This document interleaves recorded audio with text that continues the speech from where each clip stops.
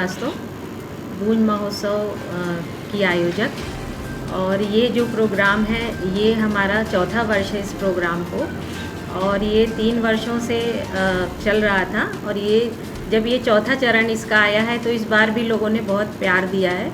और रीवा को कुछ ज़रूरत थी ऐसी जो कि सांस्कृतिक कार्यक्रम हमारे यहाँ होते रहें, और कथक तो यहाँ पे था ही नहीं, और बादल जी लेके आए इसको। और इनके स्टूडेंट भी इस बार बहुत सारे हैं, 60 बच्चे करीब हमारी इस क्लास में, जो कि हमारी कार्यशाला चल रही है। 21 मई से 25 जून तक की हमारी कार्यशाला है। और 26 तारीख को गुरु मालती श्याम जी और रागनी महाराज जी का 26 तारीख को ऑडिटोरियम में परफॉर्मेंस होगा, जो कि दिल्ली कथक केंद्र से ये लोग आ रहे हैं।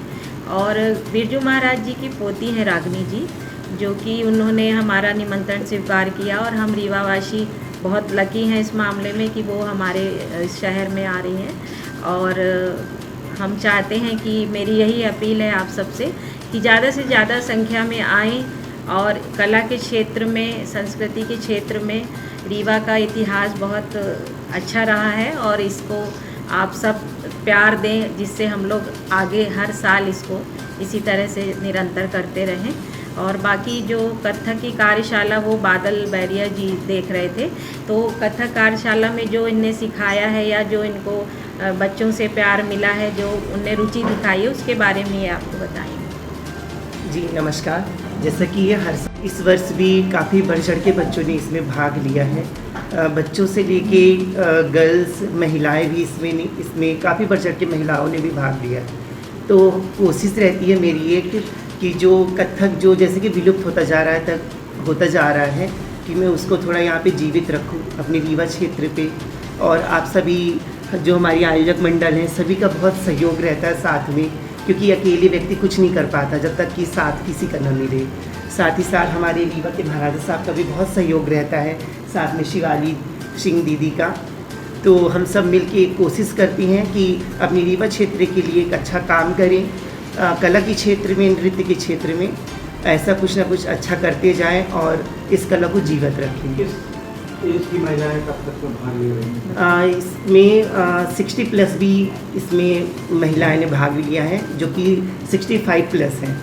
इस वर्कशॉप में महिलाओं ने भी भाग लिया जो कि 65 प्लस की हैं। क्या उनका उत्साह तो जब वो आए थे कि बोल रहे थे कि बादल सर हम कर पाएंगे कि नहीं कर पाएंगे, कभी हमने किया नहीं, ना घर से बाहर हम निकले, बट बहुत वो खुश हैं। अब आप देखेंगे 26 जून को उनकी प्रस्तुति, तो आपको भी काफ़ी अच्छा लगेगा। कहाँ से पार्टिसिपेट करने आएंगे? ये तो हमारी रीवा क्षेत्र के ही हैं, और कुछ जैसे कि बाहर छुट्टियों पे बच्चे आते हैं, जैसे कि शहडोल से भी आए हैं, उमरिया से भी आए हैं, सतना की भी बच्चे आए हैं, छुट्टियां मनाने जो आते हैं सब इसमें। जी हाँ, इस हैदराबाद से भी सब बच्चों ने बढ़ चढ़ के भाग लिया है।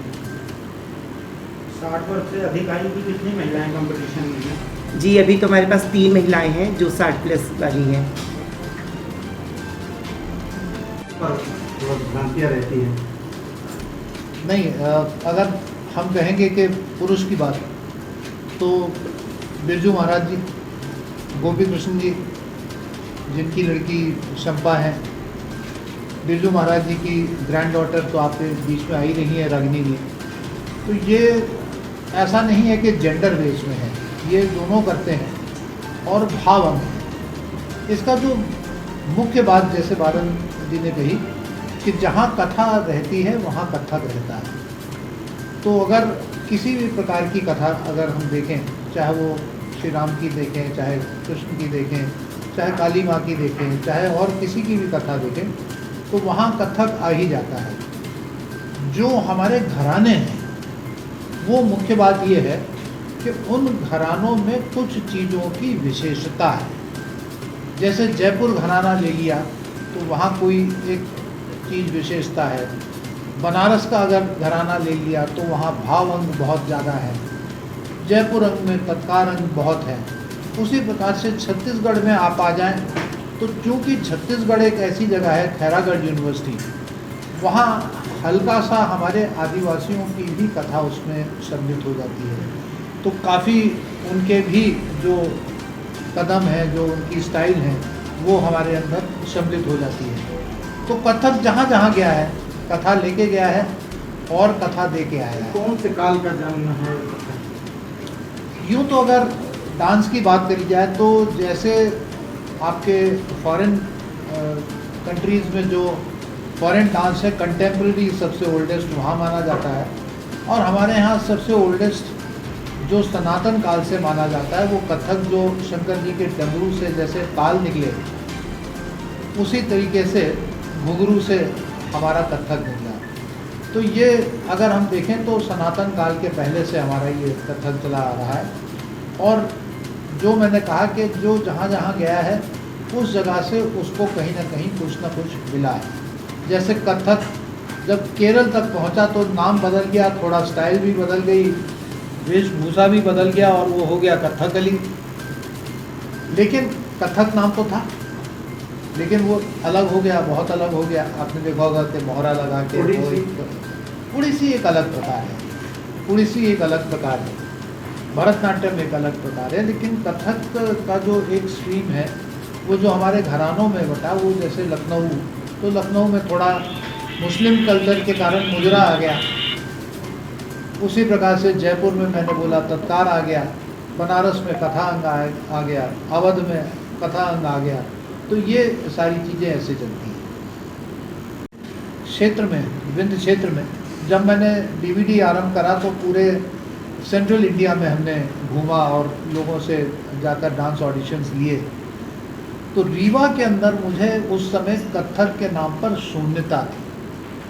कथक को पहले एस्टैब्लिश करने वाले, स्थापित करने वाले हमारे ये बादल जी हैं, जिन्होंने डीवीडी 1 में पार्टिसिपेट करा, लेकिन तब ये पूरे कथक डांसर नहीं थे। हम लोगों ने इनको प्रेरणा दी, हम लोगों ने इनको कहा, सीमित संसाधन, छोटे परिवार को लेकर ये हौसला बड़ा था इनका, बादल का बादलों जैसा और आसमान जैसा हौसला, वो लेकर ये दिल्ली अकेले लड़ाई लड़े। कथक कला केंद्र में इस बार जब मैं आदरणीय गजेंद्र सिंह जी के आदेश पर गया था और वहाँ मुख्य अतिथि के रूप में मैंने जब वहाँ देखा तो मुझे इतना अच्छा लगा कि एक लड़का हमारे रीवा से, एक लड़का हमारे विंध्य से, बादल, वो पूरे कथक केंद्र में एक कहीं ना कहीं स्टार जैसे घूम रहे थे। जहाँ से भी निकल जा रहे थे लोग उनके पीछे जा रहे थे और उनके शिष्य हमको दिखे।